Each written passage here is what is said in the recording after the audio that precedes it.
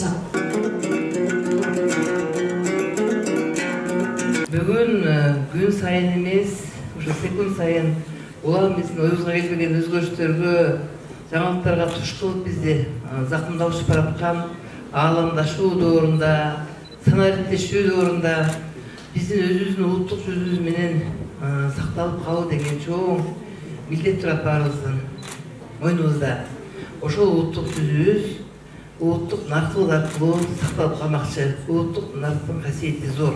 Биз жоголуп кетпейбиз. Биздин наркыбыз бар, каала салтыбыз бар, үрп адатыбыз бар.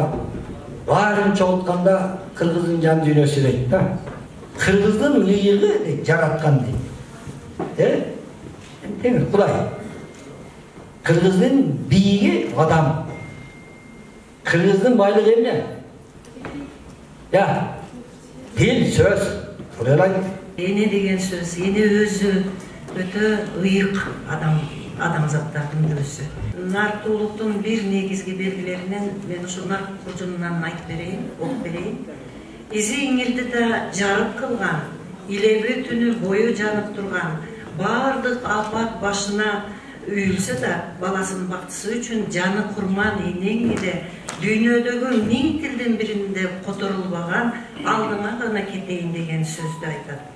Кыргыздын энеси гана толгосу жеткен жерде көз жарып, этегине ымыркайını салып, журтка көтөрүп келет. Birde vapa kesip жүрөм каламды, расында билбем пайда табамды. Дава таппай жүрсөм сизге кечирчи, доктор болбой ырчы болгон балаңды. Маңга акча берип, же башка менен конфет акча берип, момбус акча берип десе, атаңдын касыбынан алып ал дейт экен да. Ал эми бул эмне деген сөз? Атаңдын касыбынан алып ал деген сөз, ушу атаңды унутпа деген да. Ошол үй бүлөнүн башчысы ата да. Анан ошол көч баштап бараткан эненин башын карасак, биринчи баш кийиминен баштасак, башында ак элечек кийген. Ошол башындагы ак элечектин дагы чоң милдети болгон. Ошол ак элечекти 6 ором ак элечек деп коюшат. Ошо ар бир элечектин оромун орогондо дагы эне өзүнүн батасын айтып орогон экен. Эркектин тилеги күчтүү, билеги күчтүү, эненин тилеги күчтүү деп коет да. Биринчи оромун орогондо элечек өзү бийик болот го. Бийиктикте жүрөлү, жүзүбүз жарык болсун башкалардын астында деп орогон экен. Экинчисинде эркин бололу, сырттан келген душмандар элибизди бастырып, жерибизди тартып албасын, ушул эркиндигибиз сакталсын деп орогон. Үчүнчүсүндө асманыбыз ачык болсун, үч аркар менен өркөбүз дайым асманыбызда жаркырап турсун, асманыбызды булут каптабасын, кайгы муң каптабасын деген экен.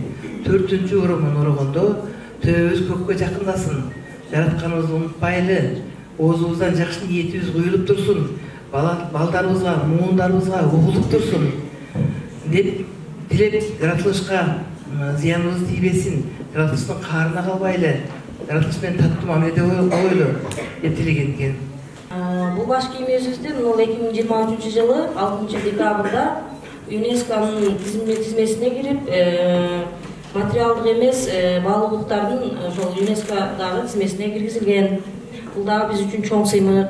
Эжекебиз айтып өткөндөй, жакшылыктарда, жамандыктарында кыргыз эли колдонуп келген. Мисалы үчүн жамандык дегенде бул элечекти жоокерчилик заманында эки жоокердин ошол кепилдигине жаратып беришкен.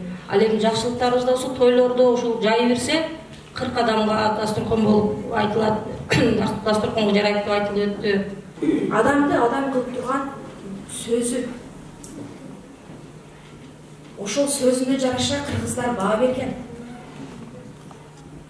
Адамды адам кылып турган анын адеби, жүрүм туруму, ой жүгүртүүсү,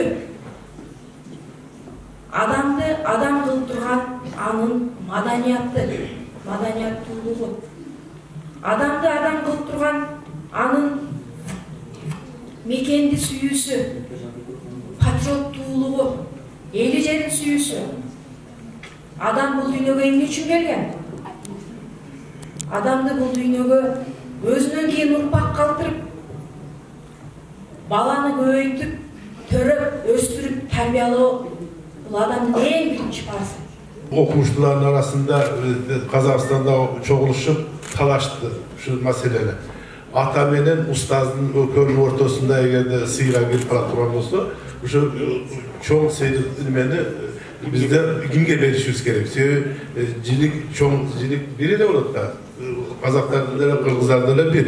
Эми ата деле улук да, атадан бийик неме жок. Бирок ошо экөөнүн ортосунда бир кезге кирип калганда кимге беришибиз керек? Кимди улукташыбыз керек дегенде, ошо казак менен кыргыз элинин ошо окумуштуулар биригишип, устазды неге биринчи планга койду. Себеби биринчи класска немеге мектепке эрişип келгенде ата баланы устазга тапшырды, агайга. Мисалы, биринчи электр деген кесип бар го.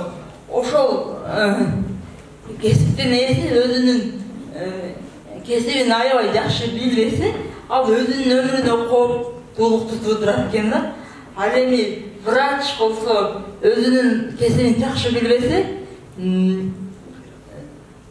бирөөнүн, башка бирөөнүн өмүрүнө кооптуулукту туудурат экен.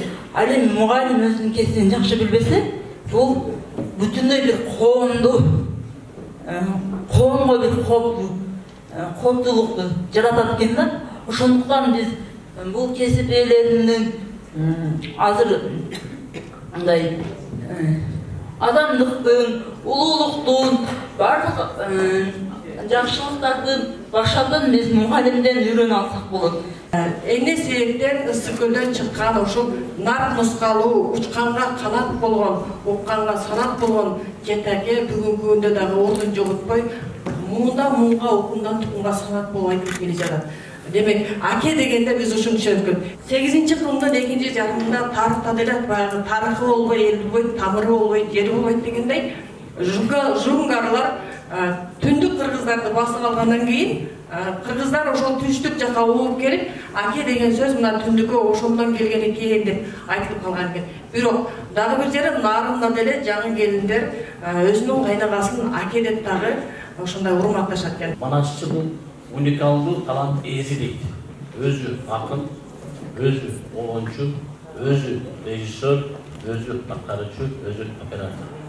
Бир нече кесиптердин бардыгы бир кишиге кошуп койгон уникалдуу таланттын ээси катары танылат. Тоңалтайды талага, токту оюп салыптыр, карадыдай манжуудан 80 бала барыптыр. Сиз көрсөтүп 40-ына, сиз теңдешип калыптыр. 80-нин ичинен боз калмактын чоңулу, ары жоголар ер, мырактын жолу тургуду. 80 бала оңуду, кызыл талак бурут деп, белгилерге кордоду. Теңдик келген бурут деп, бул буруттун балдарын чуркуратып курут деп, 80 бала качырып, 40 балага асылып, талайынын 40-ынын тизеси жерге бүгүлдү. 80 бала алдында келин болуп жүгүндү. Жекелер жаным согу деп, чымдай жандан түңүлдү. Карап турса качканын билегинен сап кеткен, жүрөгүнөн кап кеткен, чыракка жүгүрөт, чымдай жандан түңүлөт. Балдар мектеп турганы, 40 баланын 80-и жалса болбой урганы, такылары тыртылып, балдар ыйлап койгойлоп намаз турат калмактарды койгой. Биздин чогулуштарда, жыйындарда агай ар дайым саламатсыңарбы студент достор деп кайрылчу да. Анан мен ага чейин дос дегенде башкача түшүндүм да. Студент достор деп айтты деп ойлонуп, Кыргыз Совет энциклопедиясынан достук деген теманы ачып карасам, анда биринчи алгачкы общиналык достук деп бул тууга туушкандардын, жакын адамдардын аталышы бул дос деп берилди да.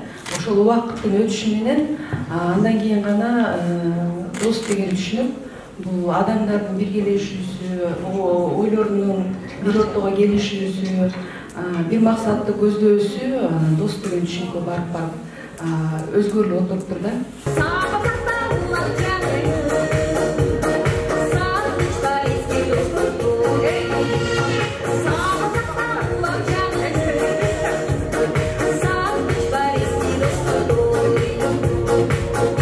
Ниет бул эмне? Ниет бул абстрактуу түшүнүк да. Биз аны көзүбүз менен көрбөйбүз, колубузга кармабайбыз, ал баарыбыздын жүрөгүбүздө. Мен ниет жөнүндө сүйүктүү пайгамбарыбыз Мухаммед алейхиссаламдын хадисин мисал келтиргим келет. Ниет ар бир иш ниетке жараша деген хадиси бар.